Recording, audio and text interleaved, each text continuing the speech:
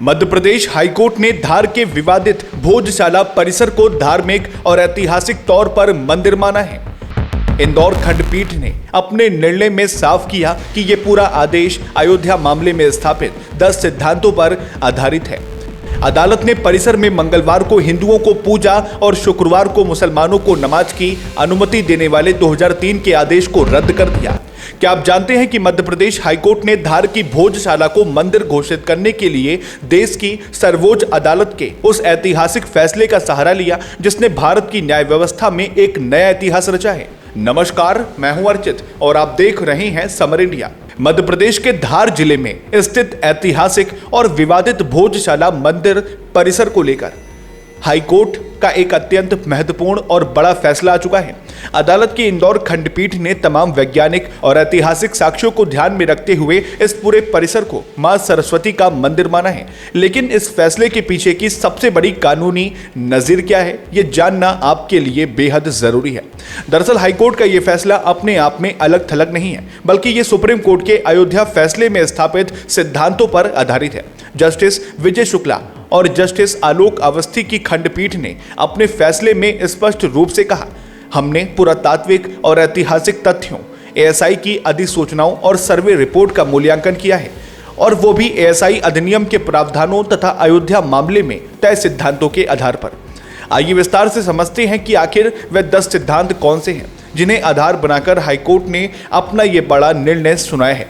पहला सिद्धांत, संभावना का पलड़ा भारी होने पर तथ्य माना जाएगा के नियम पर बात करते हैं।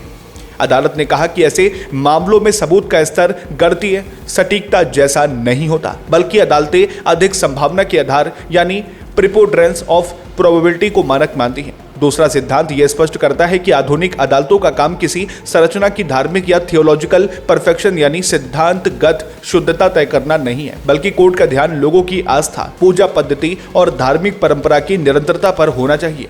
तीसरा सिद्धांत यह स्थापित करता है कि देवता, धार्मिक संपत्ति, उससे जुड़े पवित्र उद्देश्य की रक्षा करना अदालत का मुख्य उद्देश्य होता है और इसके हितों की रक्षा उसके लाभार्थी यानी पूजा करने वाले भी कर सकते हैं। चौथा महत्वपूर्ण सिद्धांत यह कहता है कि मूर्ति के नष्ट होने या मौजूद न रहने से भी धार्मिक उद्देश्य खत्म नहीं होता, बल्कि उसकी कानूनी पहचान हमेशा बनी रहती है। पांचवा सिद्धांत आस्था के परीक्षण को लेकर है। हाईकोर्ट ने सुप्रीम कोर्ट के फैसले का हवाला देते हुए स्पष्ट किया कि परीक्षण का आधार तर्क नहीं, बल्कि विश्वास की सच्चाई होनी चाहिए।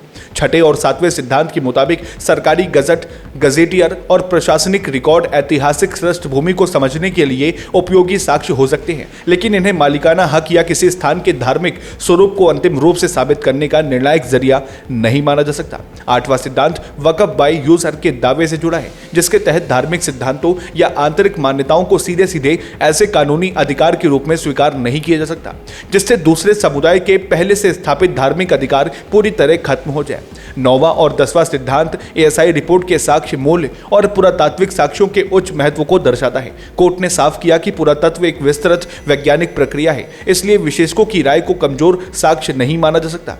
खुदाई में मिले धार्मिक प्रतीक, मूर्तियां, कलाकृतियां, शिलालेख और स्थापत्य के हिस्से इस बात का पुख्ता प्रमाण होते हैं कि वहां पहले किस धर्म से जुड़ी संरचना मौजूद थी। हालांकि हाईकोर्ट ने यह भी साफ किया कि भोजशाला का मामला अयोध्या विवाद से थोड़ा अलग है। अदालत ने कहा, अयोध्या मामला एक सिविल सूट था जिसमें विवादित क्षेत्र के स्वामित्व का सवाल था, लेकिन वर्तमान मामले में हमें ऐतिहासिक दस्तावेज, स्थापत्य विशेषताएं और एएसआई सर्वे रिपोर्ट के आधार पर विवादित स्थल के स्वरूप का निर्धारण करना है। इस फैसले के साथ ही कोर्ट ने साल 2003 के उस पुराने एएसआई आदेश को भी पूरी तरह निरस्त कर दिया जिसमें मंगलवार को हिंदुओं को पूजा और शुक्रवार को मुसलमानों को नमाज की अनुमति दी गई थी। अब कोर्ट ने मंदिर में पूजा करने का अधिकार केवल हिंदू पक्ष को दिया है, जबकि मुस्लिम समुदाय को नमाज के लिए वैकल्पिक स्थान उपलब्ध कराने का सुझाव दिया गया है। फिलहाल आप क्या सोचते हैं? कमेंट बॉक्स में अपनी राय जरूर साझा करें। फिलहाल के लिए इतना ही। लाइक करें, शेयर करें और सब्सक्राइब करें हमारे चैनल को। फिर मिलते हैं एक और नए अपडेट के साथ। तब तक के लिए नमस्कार, जय हिंद, जय भारत।